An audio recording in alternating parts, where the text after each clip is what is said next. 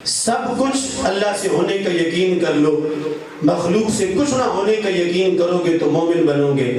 تاج رسول اللہ قاطبتاً محمد صادق الاقوال والکلیم، محمد ذکرہ روح لانفسنا، محمد شکرہ فرد علی الامم، یا اکرم الخلق مالی من الوذ به سواک عند حلول الحادث العممی، رب صلی وسلم دائما ابدا علی حبیبک خیر الخلق کلہم۔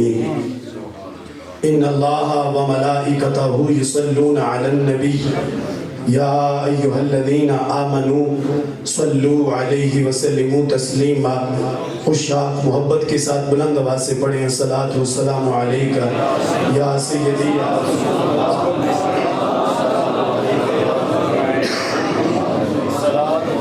الصلاۃ والسلام علیک یا سیدی یا رحمت للعالمین وعلی آلک واصحابک یا سیدی یا خاتم النبیین۔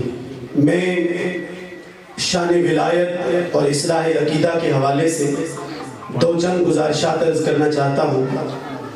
خالق کائنات جل جلالہ کا ازل سے یہ قانون ہے، وہ جنہیں بچانا چاہتا ہے، وہ جنہیں بخشنا چاہتا ہے، انہیں اپنے ولیوں کی محبت کا پیالہ پلا دیتا ہے۔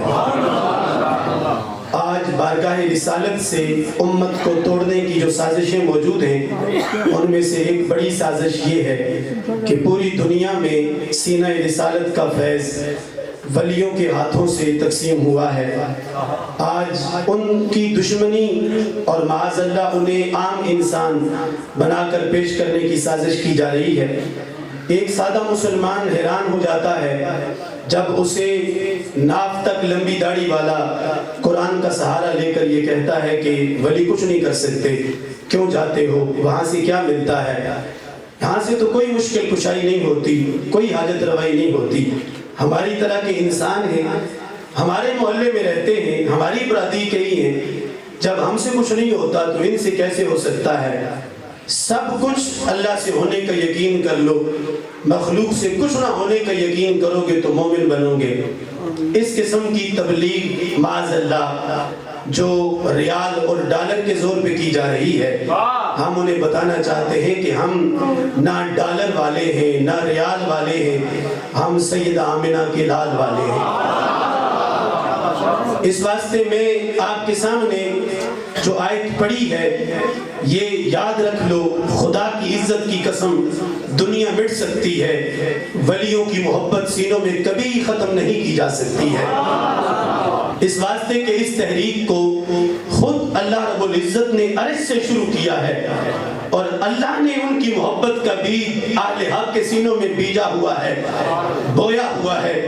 اس خوشبو کو کبھی نہیں مٹایا جا سکتا۔ ٹائم کے اختصار کی وجہ سے یہ ایک حدیث شریف عرض کرنا چاہتا ہوں، بہت مختصر ہے، ویسے طویل کوئی بھی شروع کروں گا تو مکمل نہیں کر سکوں گا۔ آپ نے اسے سینے میں سجا کے لے جانا ہے، کان کھول کے سننا ہے، اور ساری زندگی اس عقیدے کی حفاظت کرنی ہے، اپنے بچوں کو یہ عقیدہ پڑھانا ہے۔ یاد رکھ لیں کہ اولیاء کرام کے اندر کئی مراتب ہیں، کئی درجات ہیں، اور اسے بیان کرنے کے لیے بھی ولی ہونا ضروری ہے۔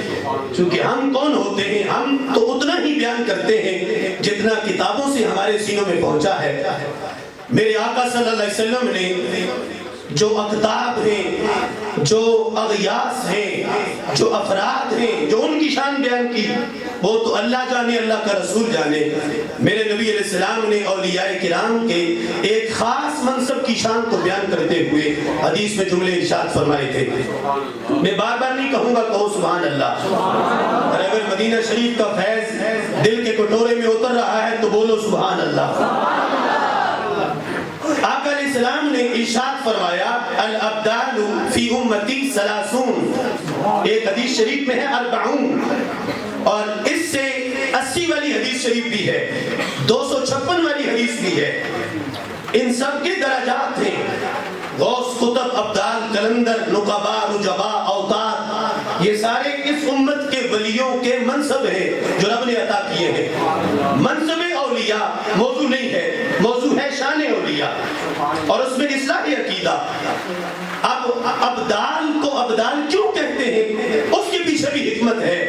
محدثین نے کہا یہ بدلا سے بنا ہے، اس کا مطلب یہ ہے کہ یا تو ان ہستیوں کو رب یہ شان دیتا ہے یہ جب چاہیں جہاں چاہیں اپنی حالت بدل لیتے ہیں۔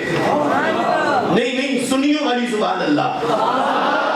اور دوسرا ابدال اس لیے کہتے ہیں کہ جن پر ان کی نظر پڑ جائے اللہ اس کا بیڑا پار کر دیتا ہے۔ یہ حدیث شریف ہے۔ میرے نبی علیہ السلام نے جب ان کی شان بیان کی تو امام طبرانی نے موجم کبیر کے اندر حدیث لکھی ہے۔ اصل اس کا پس منظر ہے حضرت عوف ابن مالک رضی اللہ تعالیٰ عنہ جب شام کی جنگ کے اندر شریک تھے تو فتح ہونے کے بعد کچھ لوگوں نے شام کے لوگوں کے بارے میں نازیبا کلمات کہے تو حضرت عوف ابن مالک اونچی جگہ پہ کھڑے ہو گئے اور آپ نے تقریر شروع کر دی۔ آپ نے کہا لوگوں ہرگز کوئی شام والوں کو گالی مت دے، میں نے نبیوں کے سردار سے یہ سن رکھا ہے کہ اللہ نے جو میری امت میں 40 ابدال پیدا کیے ہیں ان میں سے 30 تو ہر وقت شام کے ملک میں رہتے ہیں، یہ ولیوں کی سرزمین ہے، لہذا کوئی اسے گالی مت دے۔ تو پتا چلا جہاں ولی بستے ہوں ان علاقے والوں کو جب گالی دینا جائز نہیں ہے تو پھر ولیوں کو گالی دینا کیسے جائز ہو سکتی ہے؟ میرے آقا صلی اللہ علیہ وسلم نے ان کی شان بیان کرتے ہوئے ارشاد فرمایا کہ ابدال کی اللہ کے دربار میں جو شان ہے ان میں سے ایک یہ ہے، لفظ حدیث کے حضور نے فرمایا بہم تقوم الارض، یہ حدیث کا پہلا جملہ ہے، بہم تقوم الارض، جس کا ترجمہ یہ ہے کہ ان کے صدقے زمین بچی ہوئی ہے۔ سارے بولو سبحان اللہ۔ عقیدہ درست کرنا ہے اور یہ شان ولیوں کی ہے، اس کے پیچھے ہمارا عقیدہ ہے۔ بہم تقوم الارض، اب علماء بیٹھے ہیں، یہ با سببیہ ہے، یہ با وسیلے کی ہے، یہ با توسل کی ہے، یہ با توسط کی ہے۔ جس طرح کہتے ہیں نا بے حرمت مصطفیٰ، حرمت کے ساتھ جو با ہے وہ وسیلہ پیش کرنے کے واسطے ہے۔ تو حدیث میں سرکار یہ کہہ رہے تھے یہ پوری زمین کا جو گولا ہے، یہ پوری جو روئے زمین ہے، اگر یہ قائم ہے، یہ بچی ہوئی ہے، اس پہ آگ نہیں برستی، اس پہ پتھر نہیں گرتے، اس کو زلزلہ پھاڑ کے تباہ نہیں کرتا، تو زمین والوں تمہارا کوئی کمال نہیں، کمال ہے رب کے ولیوں کا کمال ہے، ان کی وجہ سے ساری زمین بچی ہوئی ہے۔ اب آپ لوگ اتنے سادہ تو نہیں ہیں، میں آپ سے یہ پوچھتا ہوں مشکل کشائی حاجت روائی کی ڈیفینیشن کیا ہے، اس کی تعریف کیا ہے؟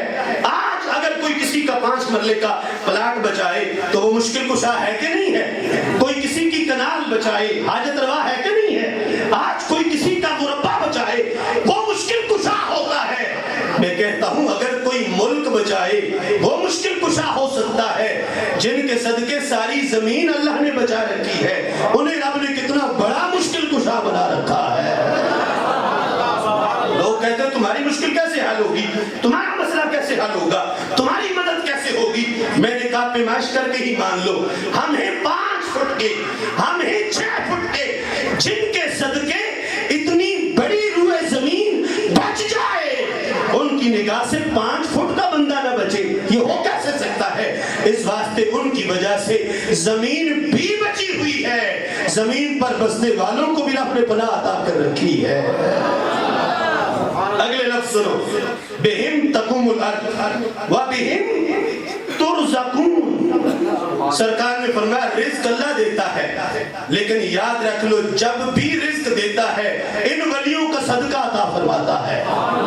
بہم ترزقون، ترزقون، تم ان کے صدقے رزق دیے جاتے ہو، ان کی وجہ سے رزق ملتا ہے۔